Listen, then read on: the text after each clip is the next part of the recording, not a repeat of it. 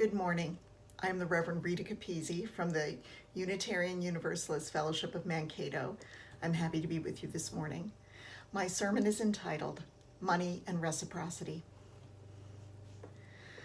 Almost 20 years ago, my family housed for a year a couple of teenagers whose mother had been deported. The circumstances were challenging, with a lot of emotional pain. We had to learn how to live together with the challenges and the pain, along with the unfamiliarity and the uncertainty. How long would this last? A situation both terrible with loss and weighty with love. It was complex, with adults trying to care for teens who had their own parents and longed for them. It was complicated, with teens who had always been the youngest ones in their family, trying to be big sister and big brother to our own younger ones. It was bewildering, with children navigating the meaning for their lives of having new family members who did not arrive as babies and who would not stay for long. My spouse and I had not trained as foster parents, and we were making it up as we went along. One thing this situation wasn't was a financial burden. 2 more people to feed, growing people no less, active and athletic. More heat and electricity expended, with another full floor of the house pumping morning, noon, and night. Extra loads of laundry and lots more showers. 2 more birthdays, 2 more sets of Christmas gifts. Many more trips in the car to school and sporting events, seemingly always in opposite directions. Of all of the feelings I felt, I never felt once that we did not have enough money for all of this apparent extra. Our source of income was exactly the same as the year before. Exactly the same as the year before, when I had worked up a budget and fretted over how I would cover all the payments and put away the savings and manage the debt service. I had developed spreadsheets and projections and calculations to keep us on track. I had saved receipts and organized expenses into needs and wants, essentials and extras. I always felt like I was chasing money, trying to find enough, trying to find more, always feeling the looming dread of scarcity, no matter how much. What was so different the year the teenagers lived with us? Before I get there, let's think some more about this idea, this fear of scarcity. Modern capitalistic economics operates by a notion of scarcity. Money is scarce, and so it must be hoarded. Time is scarce, and so all moments need to be grasped and tightly held. We are invited to be in competition with each other. He who dies with the most toys wins, after all. Keeping up with the Joneses. Even keeping very private about what we have or what we don't have locates us firmly in this money as scarce sense of economy. Yet according to one metric, with less than 5% of world population, the United States uses 1/3 of the world's paper, 1/4 of the world's oil, 23% of the coal, 27% of the aluminum, and 19% of the copper. Our per capita use of energy, minerals, metals, forest products, fish, grains, meat, and even fresh water dwarfs that of people living in the developing world. So very many 2-member families with 2 automobiles or more. So many of us live a stone's throw from our neighbors, and we all have our own lawnmowers, hedge trimmers, weed whackers, gardening tools, watering hoses. We live within a few miles of family, or close friends, and we each have our own crock pots, vacuum cleaners, blenders, and food processors. We possess stacks of napkins, plates, and glasses. And when I say we, believe me, I am saying I. And of course, the industry's wide planned obsolescence of our appliances, laptop computers, and cell phones keeps us both hungry for the latest as well as needfully returning for more. The duplication and multiplication show us we all participate in this overabundant accumulation, and we call it many names. Independence, security, status, making it the American way. We call it happiness, except that too soon the feeling fades and we buy more to fill the void of feeling within our overstuffed spaces and lives. And our consumption and our sense of monetary scarcity feed all the piles of gold and caviar, all the Rolls Royces and fur coats, all the private security and private jets and helicopters and the enclaves of the 1% into which most of us likely will never tread. Those of us more modestly accumulating, and those of us too poor to be accumulating at all, we support with our labor and our overconsumption the lives of the very rich, those who own all the businesses pumping out all the products that increasingly we find we cannot do without. About all of this consumption and scarcity, Robin Wall Kimmerer, in her article, The Serviceberry, An Economy of Abundance, she writes a caution for us. And I quote, "Continued fealty to economics based on competition for manufactured scarcity rather than cooperation around natural abundance is now causing us to face the danger of producing real scarcity, evident in growing shortages of food, clean water, breathable air, and fertile soil.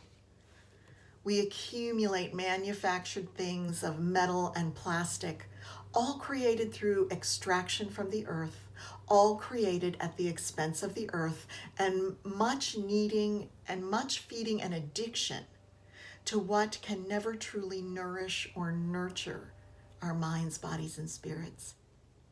Kimmerer goes on to say that climate change is a product of this extractive economy and is forcing us to confront the inevitable outcome of our consumptive lifestyle, genuine scarcity for which the market has no remedy.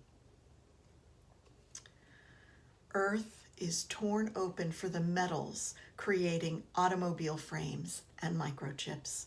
Earth is scraped and sucked at for the carbons of long dead life to create plastic sheeting and potato head toys. Earth is shaved and uprooted for toilet paper and wrapping paper and newspaper and the paper from which I read this morning. The air and the water are awash with pollutants, and we dig more holes to put the wastes in or float those wastes out on ocean currents where no human person has to look at them. We create landscapes of trash that support entire communities of the most impoverished and oppressed of our siblings. Our human actions have wrought a wasteland, and still we want more. Still, we live within a mindset that nothing is ever enough. What might be a remedy for the mess and for the want? Edgar Villanueva, an enrolled member of the Lumbee tribe in North Carolina, writes about new ways of thinking about money, specifically within the frame of philanthropy and so-called charitable giving. In his book, Decolonizing Wealth, Indigenous Wisdom to Heal Divides and Restore Balance, Villanueva agrees with Robin Wall Kimmerer that money conceived within a scarcity model is highly destructive, especially when money is about having power over rather than power with. To have power with, in other words, to see giving as sharing, sharing that empowers those who have been left out of the market system. Villanueva offers instead this notion, the idea that money can be medicine. What does that mean? Villanueva says, in native traditions, medicine is a way of achieving balance. An indigenous medicine person doesn't just heal illness. They can restore harmony or establish a state of being like peacefulness. Engaging with medicine is a part of daily life. Money need not feel scarce if we see it not as a possession or a form of exchange for commodities, especially when we stop using money to buy feelings. The feeling of doing good through charity, of helping the so-called disadvantaged, those who cannot help themselves, those in need. Robin Wall Kimmerer's description of the serviceberry offers medicine for us, a way to move from a scarcity mindset to an abundance mindset, a way to see cooperation and reciprocity in life rather than brutal competition. She offers a way to see us all the humans and the earth and the beings, all in relationship rather than in competition. Nature is not a dog-eat-dog world. It is not one individual unleashed against another. That is a human mindset that we have learned. We can unlearn it. We can see instead that everything relies on everything else, that the web itself, the earth, and all upon and within her is an organism of mutuality. When we thrive with each other rather than strive against each other, we all thrive. For Kimmerer, the serviceberry is the microcosm that tells the whole story. And I quote, serviceberry, she tells us, is known as a calendar plant. So faithful is it to seasonal weather patterns. Its bloom is a sign that the ground has thawed and that the shad are running upstream. The plant moves as nature and provides myriad goods and services to humans and to the plants, the animals, even the soil in which it grows. Kimmerer tells us that, and I quote, in Potawatomi, her first native language, serviceberry is called bozakman, which is a superlative, the best of the berries. For her, the most important part of the word bozakman is min, the root for berry. Min, berry, she teaches us, is also the root word for gift. Kimmerer invites us to see common berries as Earth's gifts to us, and thus to change through the words we use our relationship to the berries and more.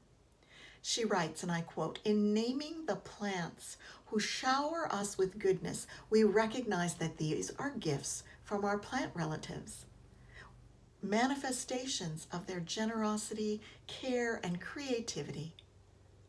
When we speak of things not as things or products or commodities, but as gifts, the whole relationship changes. I cannot help but gaze at them, cupped like jewels in my hand, and breathe out my gratitude, she says. Why is it so important to think in terms of gifts rather than things or commodities? For Kimmerer, it's because we live more deeply into gratitude. And I quote, gratitude creates a sense of abundance, the knowing that you have what you need. In that climate of sufficiency, our hunger for more abates, and we take only what we need in respect for the generosity of the giver.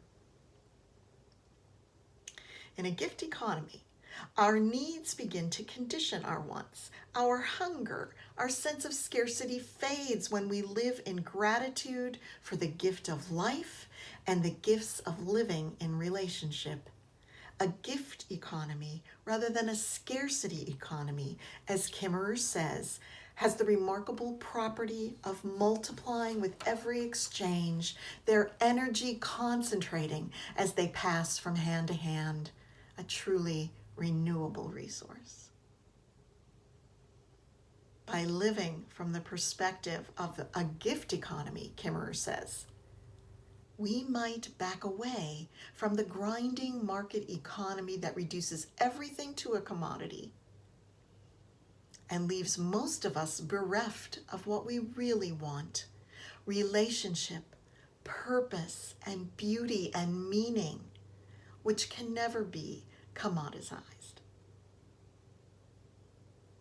In such a system, money can be medicine, restoring the balance of needs and wants, quenching the craving for the commodity food empty of nurture and nourishment. The gift economy, in Kimmerer's words, is a system in which wealth means having enough to share, and where the gratification of meeting your family's needs is not poisoned by destroying that possibility for someone else, where the currency of exchange is gratitude and the infinitely renewable resource of kindness, which multiplies every time it is shared. What was so different the year the teenagers lived with us? We met the needs of our family without poisoning the needs of another family. We gave our money, our time, our space as gifts, and we were gifted in return with kindness.